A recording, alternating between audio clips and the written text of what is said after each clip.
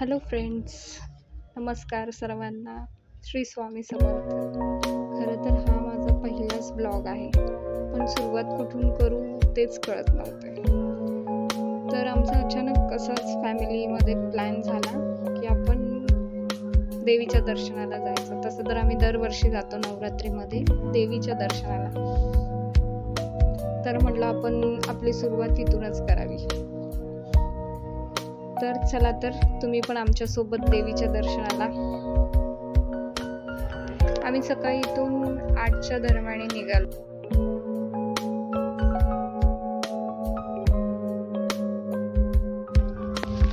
हे जे गाडी चालवतात ते माझे मिस्टर आहेत आणि त्यांच्या बाजूला बसलेत ते माझे मोठे दीर, 2 नंबर दीर. जरी आपण मुंबईमध्ये राहत असलो ना, तरी सुद्धा गावी जाण्याची जी एक्साइटमेंट असते ती वेगळीच असते.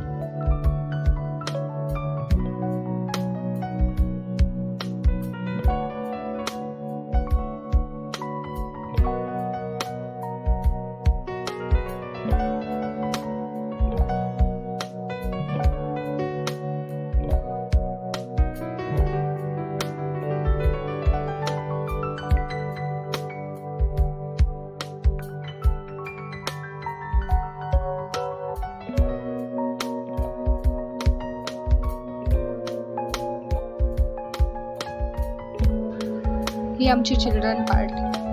ही 4 जण जर एकत्र आली ना तर खूप धमाल करतात. मस्ती तर बाप रे बाप, कुणाला ऐकतच नाहीत, एवढी मस्ती चालू असते.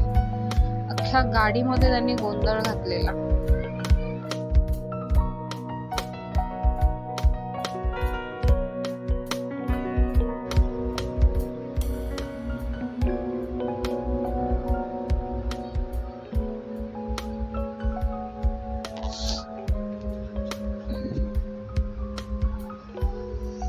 माझ्या बाजूला बसलेल्या त्या माझ्या जाऊबाई आणि सासूबाई होत्या.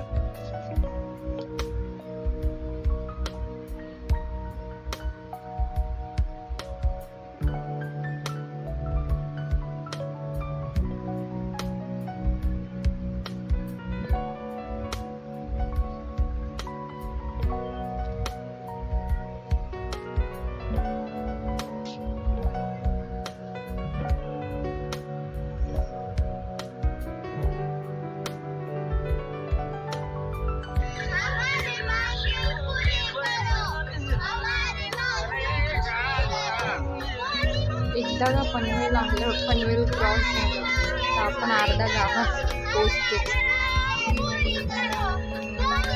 इथे ह्या लोकांचं आंदोलन चालू होतं. भूक लगी है खाना दो, भूक लगी है खाना दो.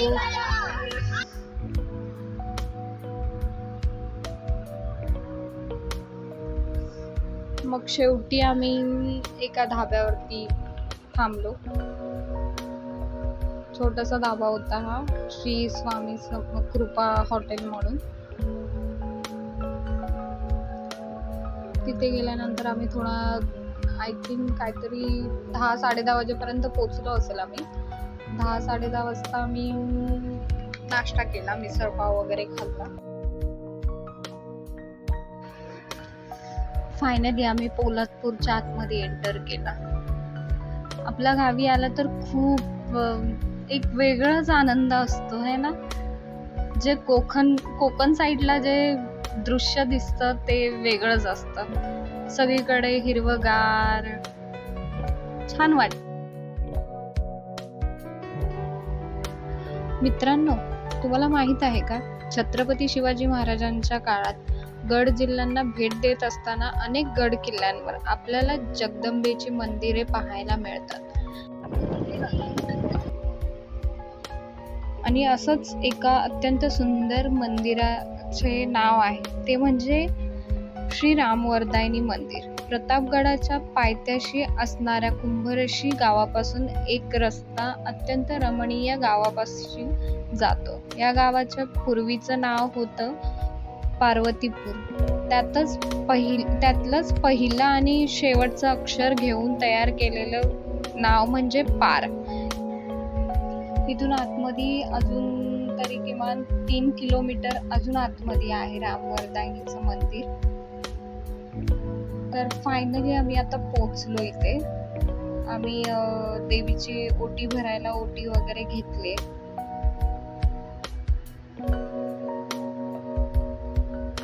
आता नवरात्रीचे 9 दिवस इकडे महाप्रसादही असतो आणि मंदिराच्या आतमध्ये एंटर केल्याबरोबरच महाराजांचा खूप अतिशय सुंदर असा पुतळा आहे इथे. आजूबाजूचा परिसरही खूप छान आहे. झाडं लावलेली आहेत आजूबाजूला. हे आहे मंदिर पण आता छान असं सजवलेलं आहे. इथे 10 दिवसाची यात्राही होते आणि खूप ठिकाण म्हणजे बाहेरून लोक येतात पाया पडायला.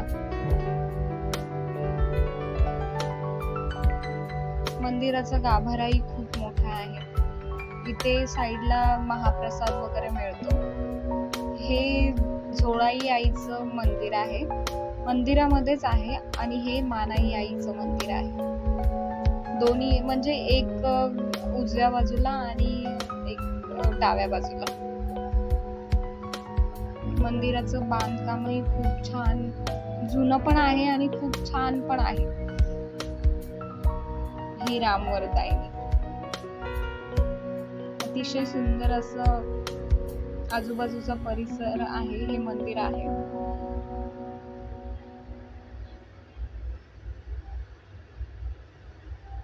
मंदिराच्या गाभाऱ्यामध्ये तुम्हाला पार्किंगसाठी जागाही मिळेल गाडी लावायची. जर तुम्हाला हा ब्लॉग आवडला असेल तर माझ्या चॅनलला सबस्क्राईब, लाईक आणि कमेंटमध्ये नक्की सांगा मला कसा आहे. थँक्यू. Bye bye.